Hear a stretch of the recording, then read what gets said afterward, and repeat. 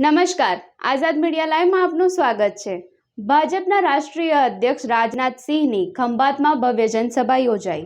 આજે આણંદ જિલ્લાના ખંભાતમાં આણંદ લોકસભાના સાંસદના ઉમેદવાર મિતેશભાઈ પટેલ અને ખંભાત વિધાનસભાના ઉમેદવાર ચિરાગભાઈ પટેલના પ્રચાર માટે કેન્દ્રીય સંરક્ષણ મંત્રી અને પૂર્વ રાષ્ટ્રીય અધ્યક્ષ રાજનાથ સિંહની જાહેર સભાનું આયોજન કરાયું, જેમાં આણંદ જિલ્લા ભાજપના હોદ્દેદારો કાર્યકરો મોટી સંખ્યામાં જોડાયા।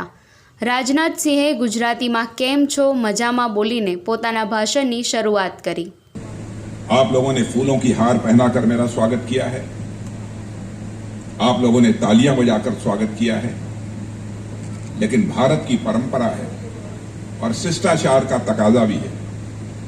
स्वागत, अभिनंदन और सलाम दुआ कभी एक तरफा नहीं होना चाहिए, इसलिए मैं भी अपनी तरफ से शीश झुकाकर आप सभी बहनों भाइयों का हार्दिक अभिनंदन करता हूं। आप सभी का स्वागत है। આ સાથે વધારેમાં વધારે માત્રામાં વોટિંગ કરીને ત્રીજી વાર નરેન્દ્ર મોદીને વડાપ્રધાન બનાવવા માટે લોકોને રાજનાથ સિંહે અપીલ કરી।